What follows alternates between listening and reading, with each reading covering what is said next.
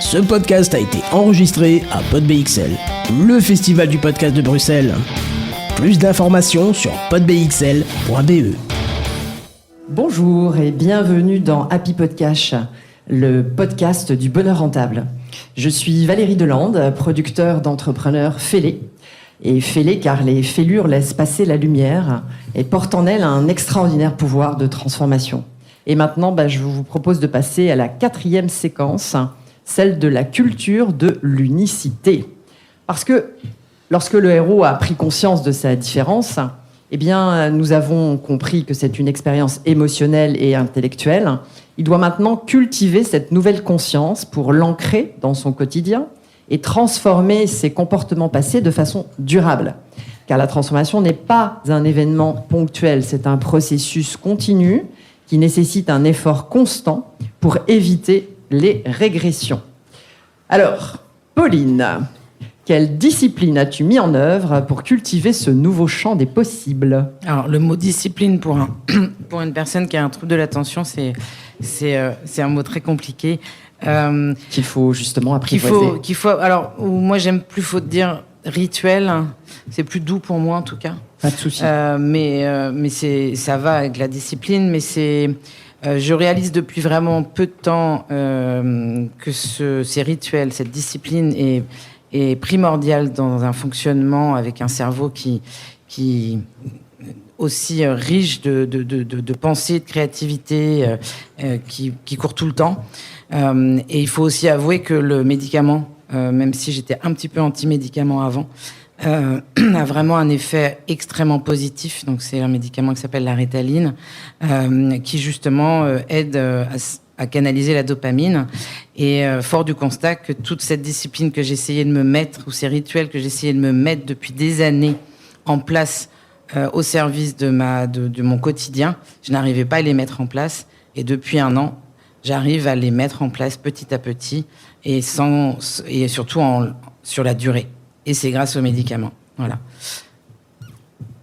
Merci Pauline pour cette explication. Aude, de ton côté, tu as cherché des solutions dans des formations, tu nous as parlé déjà un petit peu tout à l'heure, et puis tu es aussi rentrée dans l'action. Alors, tu peux nous raconter ? Oui, ça s'est fait un petit peu en parallèle, c'est-à-dire que tout d'abord, j'ai cherché donc à comprendre, je suis assez quand même dans le mental, donc j'ai lu, je me suis lancée dans des formations, vraiment, pour comprendre, et dans l'action, puisque moi, notamment, ce qui avait émergé, c'était une grande insécurité, notamment une insécurité financière à l'époque. Donc, j'ai cherché à me sécuriser à l'extérieur.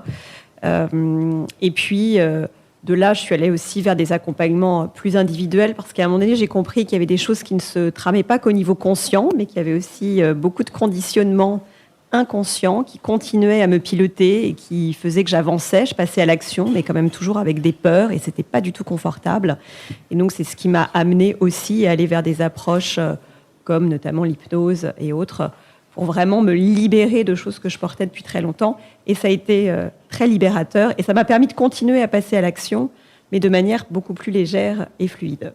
Tu peux nous dire peut-être le nom justement de ta formation. Tu es diplômée en hypnose. Alors, j'avais essayé une approche sur moi qui m'a tellement aidée que je m'y suis formée après, qui s'appelle la Rapid Transformational Therapy, alors qui est peu connue en francophonie, mais beaucoup plus dans le milieu anglo-saxon. Voilà, et qui allie beaucoup de choses comme la PNL, l'hypnose, différentes thérapies, et puis des outils propres pour vraiment aider les gens à se libérer rapidement et à pouvoir mener une vie beaucoup plus épanouissante.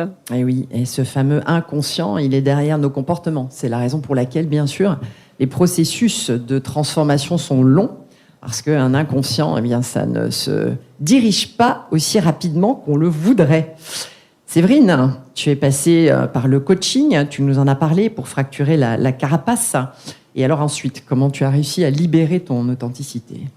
Alors, en fait, moi, j'ai pu me gérer et me libérer vraiment étape par étape à travers 25 ans de développement personnel, mais qui vraiment ont chaque fois amené une transformation profonde. Et dans mon métier, j'ai choisi de mettre cette empathie, cette dimension humaine plus au centre de la résolution des conflits. Et donc, j'ai une approche aujourd'hui qui est holistique.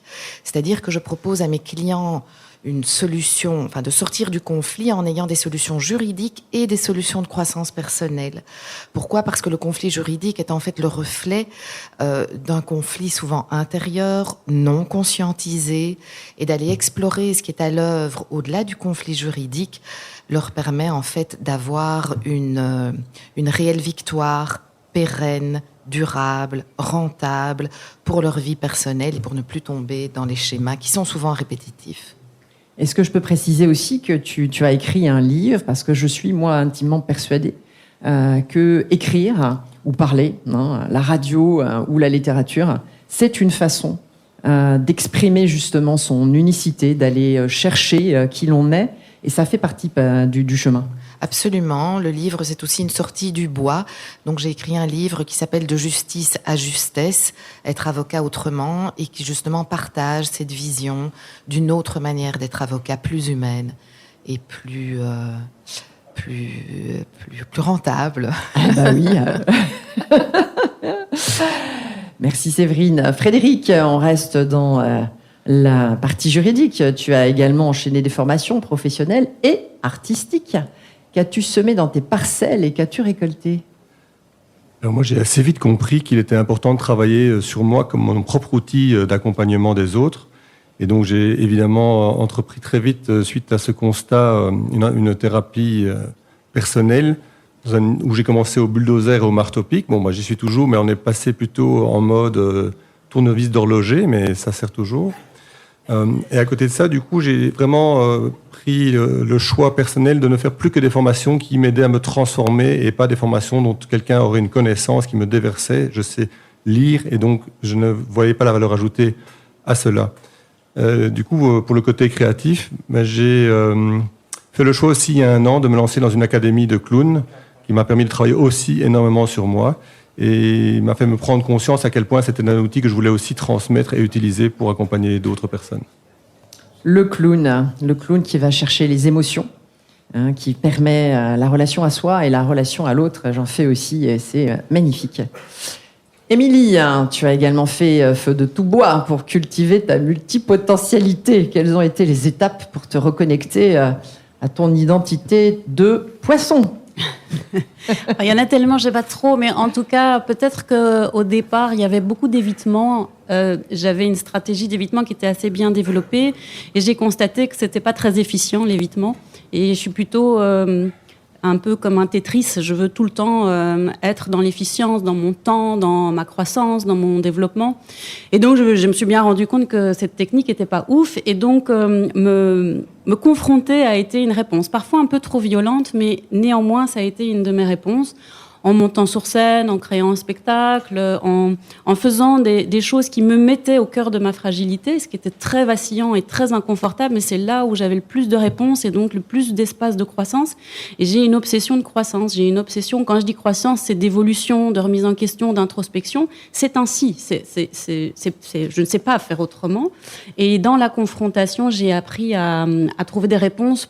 Et au fur et à mesure du temps, que ce soit des confrontations plus douces, parce que ça a été parfois un peu trash, mais voilà, la confrontation et par plein de biais, et aussi d'être inspirée. J'ai besoin d'être inspirée par d'autres personnes, et si je crois en la personne avec qui je travaille, j'ai tout qui explose et qui grandit. Donc aller chercher des partenaires d'inspiration et que je peux valider, que ce soit intellectuellement, dans son propos, dans sa sensibilité. Et quand j'ai trouvé cette personne, ça je traverse. Je disais, les fêlés attirent les fêlés. Et lorsqu'on a effectivement franchi en plus toutes ces étapes de développement de conscience, eh bien, on a vraiment la capacité d'entrer dans de la collaboration mutualisée. Et c'est un petit peu un pléonasme, mais ça marche quand même. Et de faire des grandes choses, ça, c'est ma conviction. Donc je vous engage à aller voir sur YouTube la chaîne d'Émilie Sommers. Son spectacle sur l'audace est grandiose. Elle a aussi fait une vidéo, Femme fière. Femme forte, fragile, mais pas faible. Voilà, Femme forte, fragile, mais pas faible. Très très belle vidéo. Donc elle est derrière la caméra, elle est devant, elle est sur scène, elle est partout. Et elle est avec nous aujourd'hui. Mathieu, de ton côté, tu as cultivé le terrain humanitaire. qu'as-tu modifié dans ton fonctionnement pour te sentir plus aligné? J'utiliserai la notion de balance, dans le sens où, si vous avez retenu les différents métiers que j'ai pu exercer dans ma vie, on parle de chasse de tête, de banque, de consultance. Donc, c'est des métiers qui, socialement, peuvent amener certaines images. Et ces images, je pense que j'ai dû, d'une manière ou d'une autre, devoir mentalement les contrebalancer avec du bénévolat. Et j'ai regardé un peu mon parcours finalement avant ce podcast. Je me suis préparé. Ah, bien. Et en fait, je remarque que depuis année 1 de mon parcours professionnel, j'ai constamment fait du bénévolat. Donc, je crois que c'était vraiment une balance nécessaire, tantôt dans des associations pour des enfants handicapés, tantôt pour du mentorat, tantôt pour même des bêtes actions, entre guillemets, mais qui ne sont pas bêtes, parce que toute action est positive, d'accompagnement, bref, on ne va pas rentrer trop dans les détails non plus, mais ça a été à l'extrême jusqu'à l'année passée, étant donné que j'avais un besoin qui se nourrissait depuis quelques années, de faire une mission de plus grande envergure et d'aller je dirais, me frotter à une culture que je ne connais absolument pas, qui est la culture africaine. Et ça m'a mené en RDC, donc RD Congo, dans le sud Kivu, qui est une région qui est très problématique. Vous l'avez peut-être entendu dans les médias, on l'entend malheureusement pas assez, mais c'est une région qui mérite d'être très soutenue, comme beaucoup d'autres régions, évidemment. Et ici, j'ai eu la chance d'accompagner un entrepreneur qui a un incubateur du côté de Bukavu. Et l'incubateur s'appelle Kivutech. Et l'idée ici, de mon côté, c'était de voir à quel point est-ce que je peux faire quelque chose sans dépasser mon rôle, avec les meilleures intentions du monde. Et j'ai vraiment la chance, depuis plus d'1 an maintenant, de réaliser ça avec main dans la main avec l'entrepreneur pour agir et avoir des chouettes réalisations concrètes. Et je pense que c'est ça, cette notion de balance, cette envie de toujours vouloir faire un petit côté, un équilibre. L'équilibre, exactement. Eh bien, merci d'avoir partagé vos jardins et vos solutions de fertilisation. Découvrez la suite des fêlés de la table ronde avec la séquence numéro 5 consacrée à la transmission de la lumière.